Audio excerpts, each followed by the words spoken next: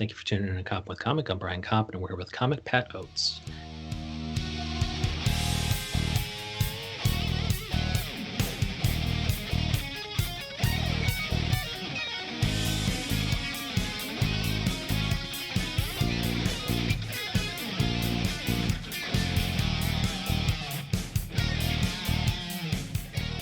Pat Oates, how the hell are you? I'm fantastic. Oh, Just good. drinking coffee, talking with you about myself, my favorite subject. Dude, you need the coffee, man, because you have 4 podcasts to talk about. I know a couple of them are big time. I know, well, you've been pretty active with 2 of them. You're going to add a couple more. I know Pat Oates' podcast is pretty huge. You got the biggest guests. It's been fun to do. I started it. I've done over 300 episodes. Started like over 5 years ago, and it's changed. It's evolved. It used to be called Pat Oates is Sad because I was a very sad person, and I wasn't sad anymore. People are like, "Well, it shouldn't call it that." And I'm like, and the name actually came from originally a buddy of mine always said, even if I was happy, my face looked like a resting basset hound, basically. So I always looked sad even if I was happy. So I kept the name. And then people were like, you seem like you're being motivational and you're inspirational now and happy. So you can't be sad. So I switched it to Pat Oates podcast. Started doing like I guess a Joe Rogan-esque, you'd call it, one-on-one interview stuff where I talk with different people. But the subject's always based on me, not on them.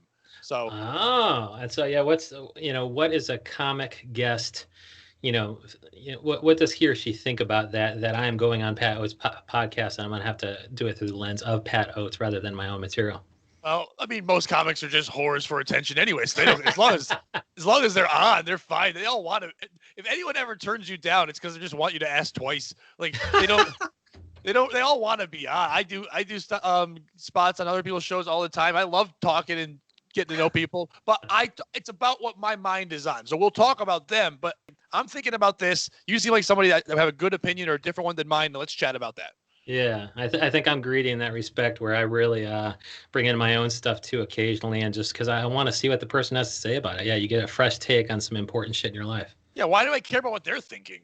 Yeah, I care about what they're thinking as long as it has to do with me, right? If they're thinking about me, then I care about it, of course. It's going to help me with my own issues. And so, yeah, how did they differ? Because I know you had Pat Oates' podcast, which should be called Resting Basset Hound Face, because that's hilarious. But also you had Podophiles, and kind of how are they different from each other? And there's POS too. So what are the 4 and how are they different? Podophiles is a newer one that me and 2 of my buddies, my buddy Brandon Smith, who occasionally did comedy. He's a DJ, and he's also become pretty big online with conspiracy theories during this time of COVID and stuff.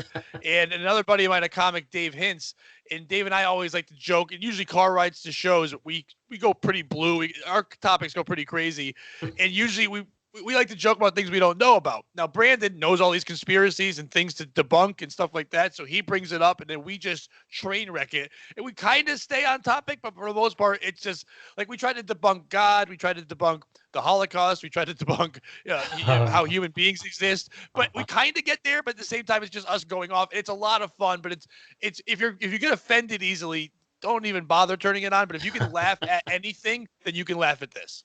And so that's Podophiles. That's Podify. We thought the name would tell people. It's the closest to the worst thing ever. Like, how do we tell people right away with the name?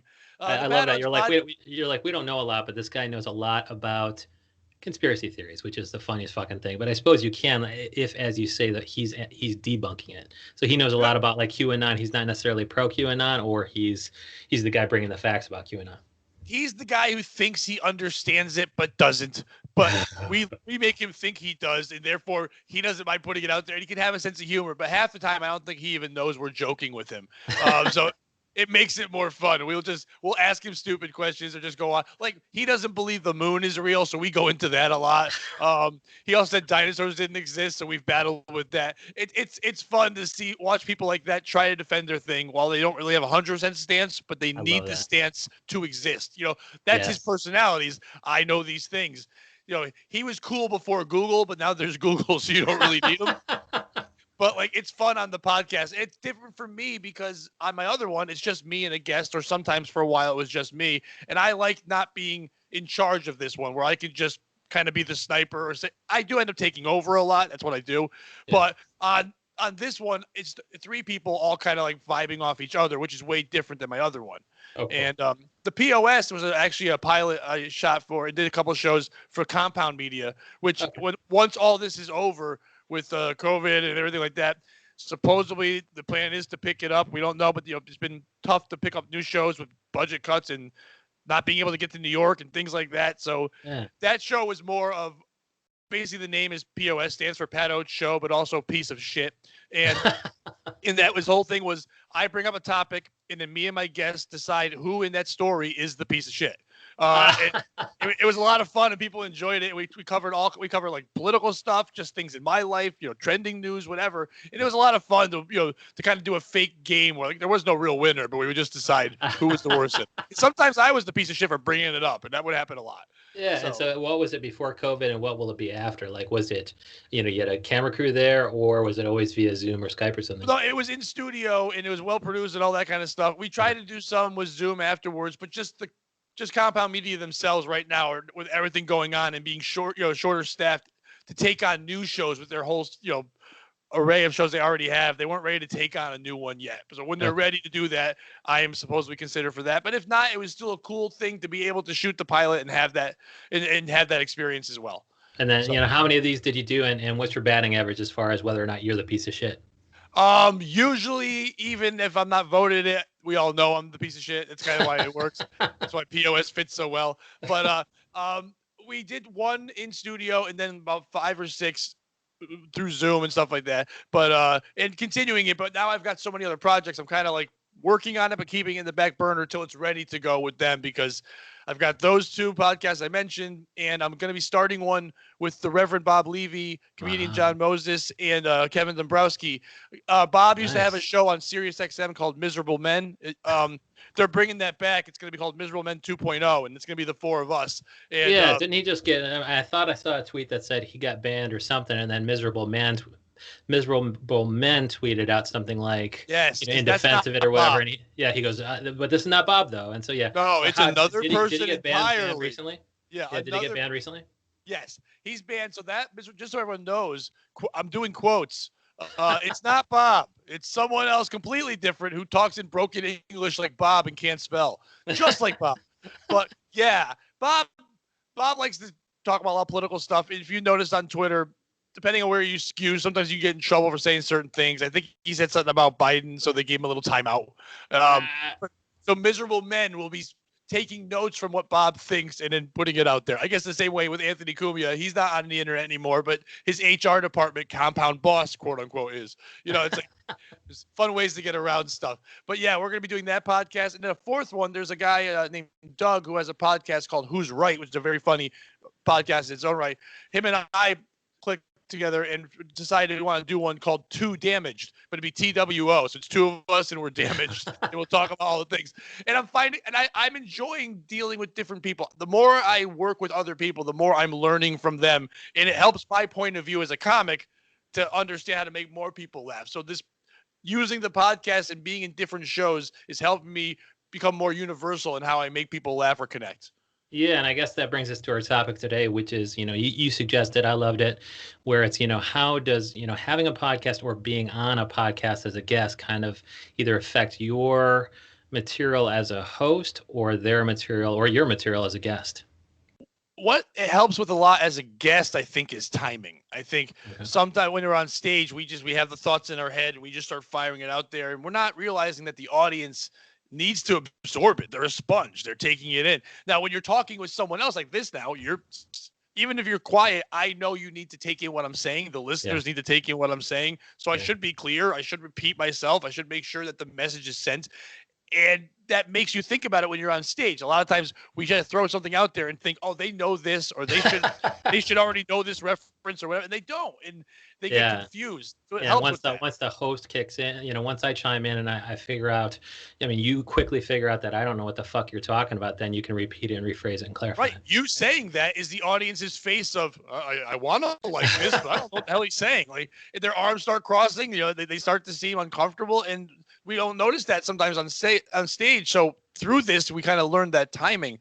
And also, it does help you edit and structure what you're saying, because you don't want to go on forever. And on stage, sometimes people use so much filler.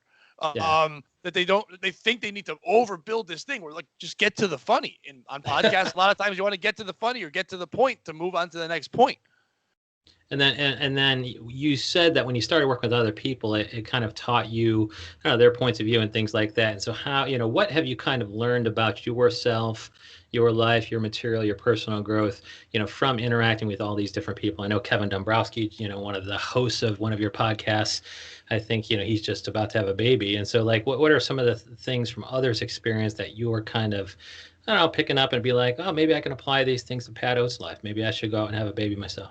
Yeah, well, I've had those, and they're actually, they're 15 and 18 now, and they're sleeping. They're sleeping in other rooms right now, wondering why I'm talking to myself on a computer. It's like, oh, that's what Dad does. That's his therapy. He does that, and then he doesn't get mad at us, and that's correct. But no, exactly. Sometimes we get too caught up in our lifestyle and we surround ourselves with people with our same thoughts. Like if you're someone who's a Trump supporter, in this day and age, you surround yourself with other Trump supporters. If you're not, you surround yourself with other people. If you have one point of view, we get too caught up right now in social media and all that stuff about our own point of view. Same thing with dating sites. I like hikes. I like biking. If you don't like these two things, I can't date you. That's so stupid. We learn more. We grow more from people that are the opposite from us. The greatest relationships I ever had, the greatest friendships I've ever had, the greatest conversations I ever had were with people who weren't like me, where I could learn from someone else's experience and say, do I want to adapt that to my life or do I want to avoid that? But either way, I'm happy I was exposed to it. Yeah. And when you learn all that and you think about that while you're writing your jokes, instead of writing your jokes for you, because they're not for you, the jokes, you're writing it for a fat mom of 12 kids whose husband hates her, or like somebody who was an orphan, or like someone, or a third thing that you like so much. Whatever you're writing about, you're trying to make all of them laugh. They all need to connect and laugh. And if they don't get it, if they don't relate to it, that's your fault, not the audience's. It doesn't matter who they are. It's on you to get that message out. So by working with all kinds of people and seeing how they look at life, you won't attack a subject just from your eyes. You'll attack it from all their eyes. Yeah. And so at what point did you think that exposure to other different points of view was a good thing? Because I imagine at some point in your life, you're going along, you're 20, you're 25, however old you are, like you got your own head up your own butt as far as thinking you're the only guy in the universe. At what point did it change? At what point did you be like, oh shit, maybe I should start, interacting with people who aren't Trump fans like me or who aren't Biden fans like me? About 4 years ago when I stopped drinking. Okay. And not that one really did the other, but my mind opened up to things. I stopped drinking and I started writing. I actually wrote a comedy book called How Not to Suck at Comedy, which is on Amazon and stuff. But it's a comedy book. It's a comedy guide. But I started writing that because someone approached me that saw me on Facebook writing something, long story short, that I wrote these weekly blogs and it became this comedy advice book. Okay. When I started to write that, I started to pay attention to what other people were doing at open mics and podcasts and things. And I'm like, oh, their opinion matters more than mine when it comes to what my joke means, what my message means. Like if they don't understand what I'm trying to show them, then what's the point of saying it? I'm not just saying it to me. So I started to open up my eyes more. And when you're not drinking and you're not smoking and you're taking care of yourself, I started running, I started being more healthy with all those things there. You start to be more aware of other people's surroundings because your mind's not full of depression and sadness because of all the booze floating around in there, at least with me. So I started to go, oh, I care what other people have to say. Before I didn't care because I was more worried about their lives are better than mine. They look at me in this certain way. That's where the Pat Oates said really came from. I always thought that I was not worthy of the attention or those things. And by getting myself out of that, now I care more about what other people have to say because whatever they have out there in the universe is for me to learn from and take. Yeah, and when you're drinking or just consuming any sort of drug or alcohol, I think your world gets pretty small because it's you can't even leave your room because you're like, dude, I got to get drunk in half an hour. Let me go straight home after work and get drunk. Like your world is pretty small, but like when you have to fill it up with other shit, your life gets pretty big. But I also love that, in filling up your time, you're writing this book, and to, while you're thinking about writing a book, everything you see can become a story. Like, so you notice that in being a writer, and so I mean, like, does the same thing apply to being a podcaster? You know, like everything that happens during the day with Trump or Biden or whatever, you're like, oh man, this could be a bit that I then use in my podcast. Or are you thinking about writing another book? Well, no, see, the book was all just comedy guide, so that was Right. pretty easy. I would just go to a mic and I would see someone struggle, and then I would relay that to when I struggled, when I first started, and I would go, I wish somebody came up to younger me and said this, so I'm saying it to me and to them. That was easy. The Yeah. podcast, the part about the podcast, actually, that's the battle I have with what's a podcast topic and what's a joke topic. Yeah. I don't like to combine church and state with that. What I do on stage is one thing, and what I do in the podcast is what I can't do on stage, if you will. You know what I mean? Like, there's certain subjects I'll cover anything on stage, but there's certain things I think are expressed better through a podcast form than they are on stage, and vice versa. So that's the nice thing about it, right? I can take certain things of me, and we used to be limited before podcasts. You go on stage, and if you had different funny thoughts and ideas, you might get them in a status somewhere on social media, but you couldn't really express it. But now with a podcast, I can talk about these things without wasting stage time and not having it fit what I'm doing on there. So I think that really helped a lot by doing both. Now, sometimes you'll find something you said on a podcast and go, oh, a line from that could be a bit, and you might find something back and forth. But I like to separate them a lot because it does make it, if you listen to the podcast and then watch me on stage, you're like, oh, he's just doing the same thing. And it's like, I don't want them to think that, like, oh, that's all he does. Because there are some podcasts where you listen to it and you're like, oh, he's just doing his act. Yeah. Yeah. And that's what I wanted. Like, I didn't want comics to burn material on here, but also it's like, if they go on 5 podcasts, you know, the person who's following them will see the same stories and jokes 5 times.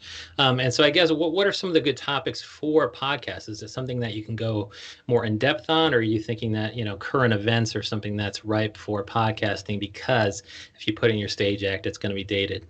I think it really depends on who you're talking to. Some people come with, like, I do have some of the people from Compound Media on my podcast and guests like that. If I have Pat Dixon on, and he's very aware of how politics are going and how New York City is going and things like that, I'd be dumb not to tap into his brain and go there.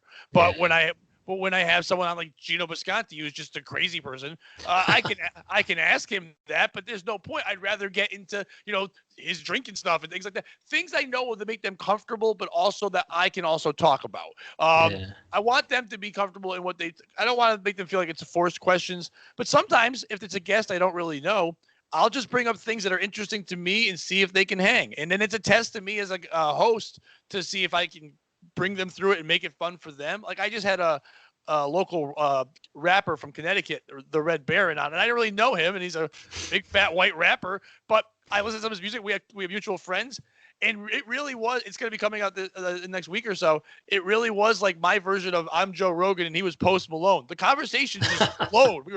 We really hit it off, and it was just two guys being silly. Like, he was super high, so that helped him, but it was just silly and fun. And I learned from Eric Nagel, who's E-Rock, used to be on Opie and Anthony and stuff like that. He really helped me out with something.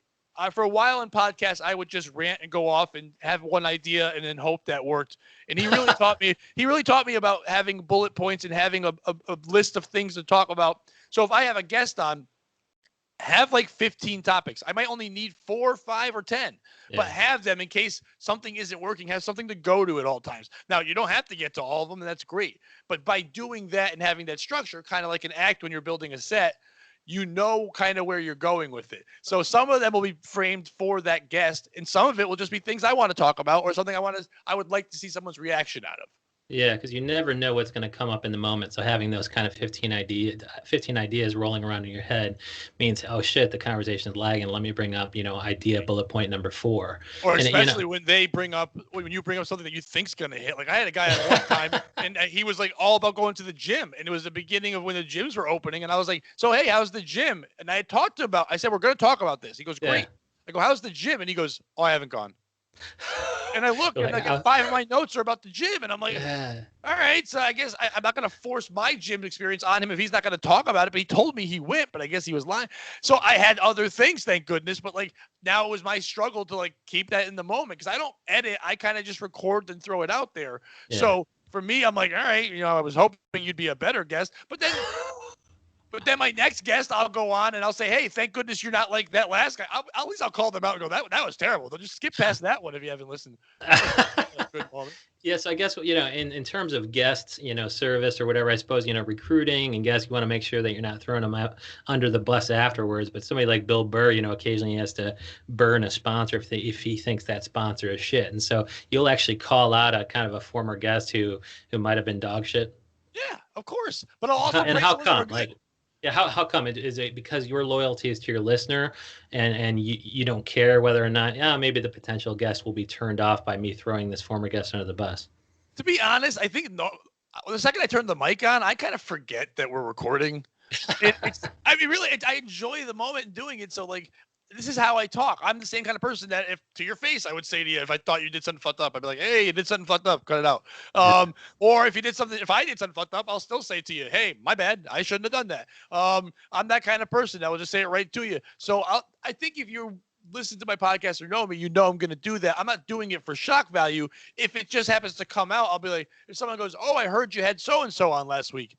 If I thought it was garbage, I'm not going to sit there and pander and go, oh, what a great time. It was a great conversation. Like, no, that hurt my soul for an hour. It made it sad. Like, I have some shows that last 2.5 hours because it flies by, and I had some that's an hour that felt like 6 hours. And it's like, listen, you made me waste my time. I'm in my house, AKA studio, sitting here recording this thing.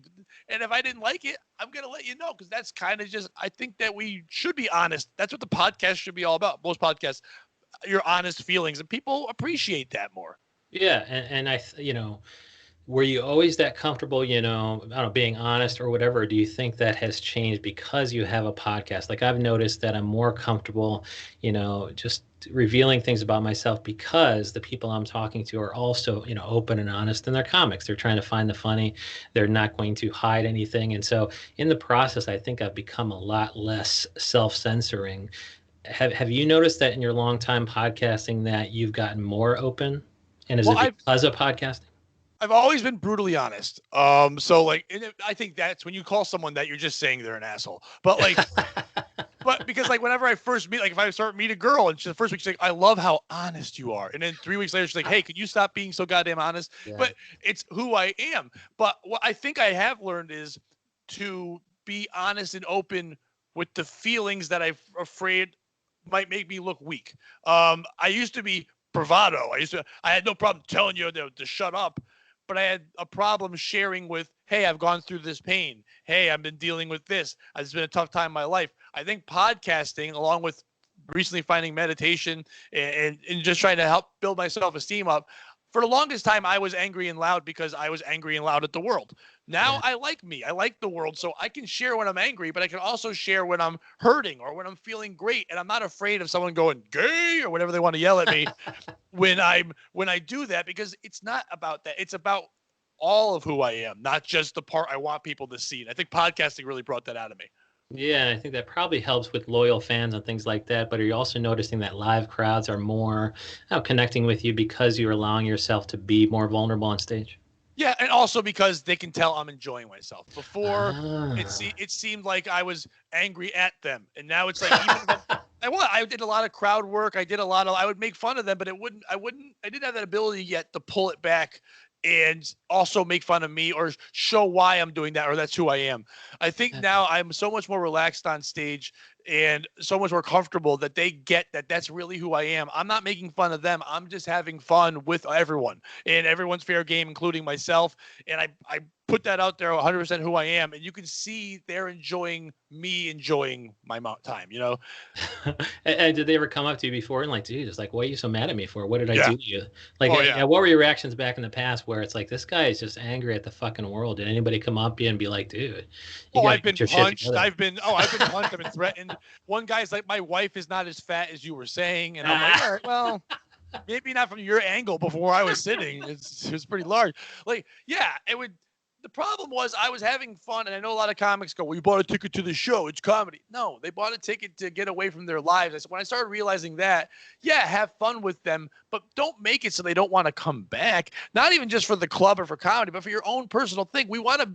at the end of the day, I want you to enjoy what we did so much that you want to find me on social media. Do you want to find the podcast? Do you want to come back? And before it was like, I'm just getting my last and running away.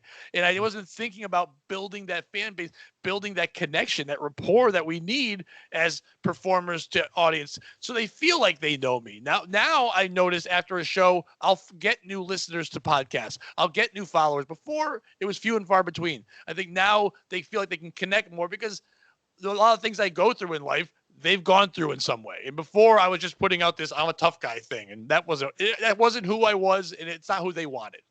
I love that. It's like now that you have a Patreon page or something, you're like, dude, I can actually connect with these people and have them come find me at all my things that just want to consume all my product because I'm a real life person, and they can, they can rejoice with my triumphs and also kind of empathize with my tragedies. Yeah, and they also know, like on my Patreon, if you listen to an episode and you want people on there will write, this one sucks. That guy. Well, why didn't you give him more for saying that? I will comment. I mean, I'm quick. Like the second someone does it, I'm not that guy who doesn't talk with them. The second someone writes something, I'm like, yeah, you're right, dude. That sucks.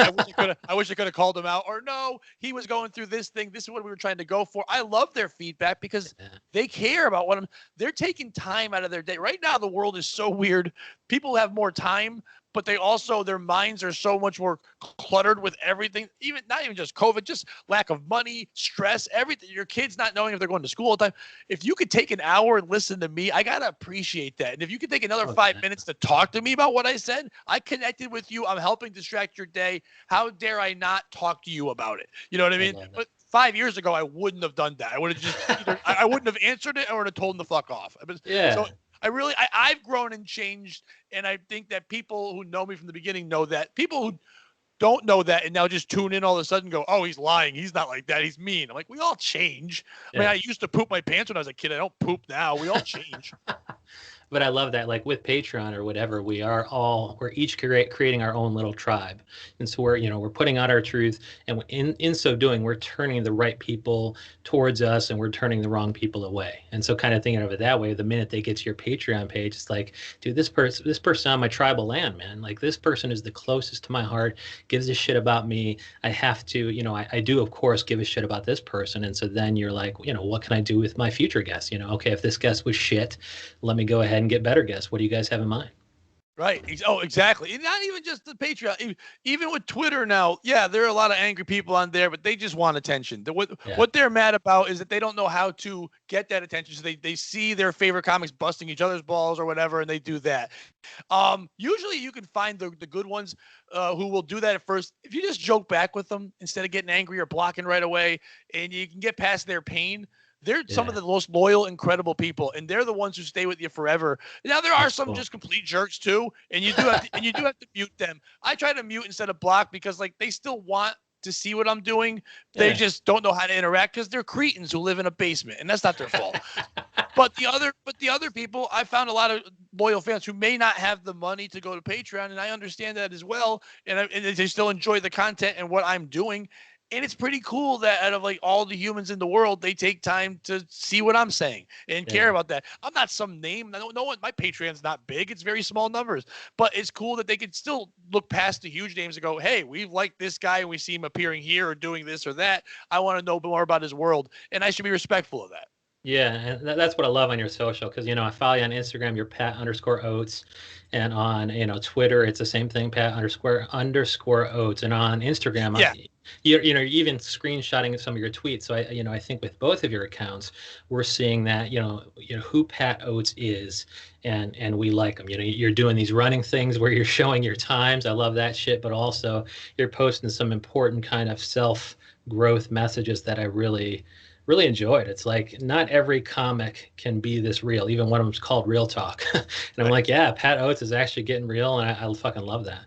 I was raised with guilt, and I think a lot of people that are Irish Catholic or whatever were that way. And because of that, the best way to motivate myself is by putting something out there, because then it makes me stick to it. Okay. If I don't tell you I'm running, then I won't run. It sounds weird, but like seriously, like if I stop posting for a week, people would say, "Oh, would you stop running? Are you fat now? Or you don't care?" Oh, But now if I do it, it's like I better do it again because if I don't, then people are going to call me out. And it sounds weird, but that's my motivator. Same thing with what I'm going through. People that know me know I've been going through. I've had a very tough summer. I've gone through a lot of pain. There was some trauma that happened with me where I've now had to deal with therapy and counseling and things like that. And some of these posts and things I've learned about, I've learned that when I even breach the subject, people are like, oh, I've kind of gone through that. I understand that. So if I'm going to sit there and relate to them with laughter, I should also relate to them with pain and heartache because like why not? When I see those posts that I share, it's because I related to it. It touched something in me. And I'm like, I think the world needs to see this too. And why not use whatever little reach I have to do so? And it also makes me more human. So when I do say something horrific and awful with my sense of humor, people are like, yeah, that was awful, but he's also a good guy. Yeah. So like, it's good to show all facets, you know? He shows all facets. Pat Oates, he has the Pat Oates podcast. He's got hopefully they'll pick up the Pat Oates show. He's got Podophiles. He's got Two Damage? Is that the fourth podcast? 2 Damage and Miserable Men 2.0 are the two that are coming out soon. And Miserable Men 2 is with Bob Levy. Bob Levy, John Moses, and Kevin Dabrowski. Oh gosh, that's a funny mother. So there's some funny motherfuckers, just like. I know there's a lot of women who are like very diverse show guys. I know, but we're miserable men. We have to be white and old. That's what miserable men are. Yeah, it's like look at my Instagram feed. I'm trying my best. Pat Oates, thank you so much. Thank you.